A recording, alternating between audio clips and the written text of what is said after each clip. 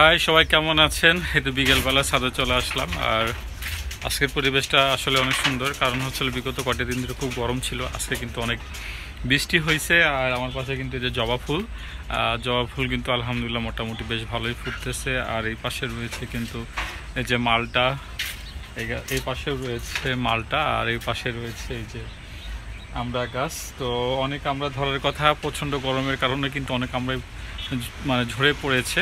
তো দেখা যাক, তারপর কিন্তু বেশ অনেক আমড়া আছে। আর এই যে এখানে এসে দেখলাম যে অনেকগুলো ডিম দিয়েছে, 2টা দেশি মুরগি, আর এখানে 4টা কোয়েল পাখি ডিম দিয়েছে। আর বিশেষ করে যে মালটা কিন্তু অনেকগুলো তুলে নিয়েছি। এই যে লিও আমার পাশাপাশি ঘুরতেছে।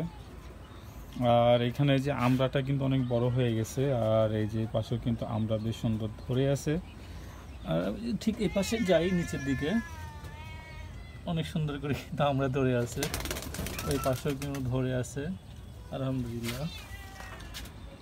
আর এই তো এই ঢেঁড়সটা হয়েছে, ঢেঁড়সটা তুলে নিব, কারণ বেশি বড় হলে ঢেঁড়স খাওয়া যায় না। আর এই পাশে মরিচ গাছ, এই যে মালটা অনেক বড় ধরে আছে। এই গাছে মালটা কিন্তু অনেক বড় হয়, যেহেতু এটা অনেক কবে লাগাইছি, মানে বড় একটা ড্রামে লাগানো হয়েছে, এই জন্য যে ভিতরে ভিতরে কিন্তু অনেকগুলো রয়েছে।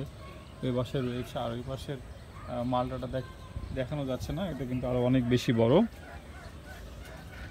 আর সবগুলো যে কবুতরের, কোয়েল পাখি, মুরগি, এগুলো সবগুলোকে খাবার দিয়ে দিয়েছি। আর এই পাশে যে কচু শাক ছিল, কচু শাক তুলে নিয়ে আমরা ভর্তা করে খেয়েছি। এই পাশে কিন্তু বেগুন ধরে আছে আলহামদুলিল্লাহ। সব কিছু মিলে কিন্তু এই যে সুন্দর সুন্দর বেগুন ধরে আছে দেখা যাচ্ছে।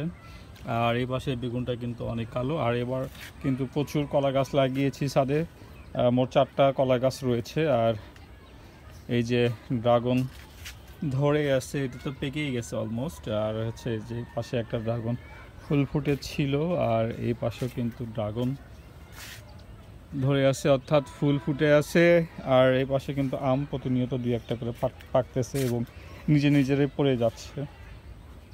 আর এই পাশে তো গাছটা দেখাইলাম, যে পাশে আলহামদুলিল্লাহ গাছের মুকুল কিন্তু আস্তে আস্তে একটু বড় হচ্ছে। এই পাশে কিন্তু আমও চলে আসছে, ছোট ছোট আম দেখা যাচ্ছে। আর দেখা যাক ফাইনালি কেমন কি হয়। আর এই পাশে যে সিম গাছটা লাগিয়ে দিয়েছিলাম, এটা কিন্তু একটু আগে লাগানো হওয়ার কারণে এটা কিন্তু ঝরে যায়। আমি পরে এটা কেটে দিই, আবার নতুন করে যে এখানে সিম গাছ লাগিয়ে দিয়েছি, যে পাশে থেকে এটা কিন্তু উপর দিকে বেড়ে যাচ্ছে। তো দেখা যাক ফাইনালি কি হয়, সিম ধরে কি না। অবশ্যই আপনাদের সাথে শেয়ার করবেন। টিল নাও সবাই ভালো থাকবেন। লিও।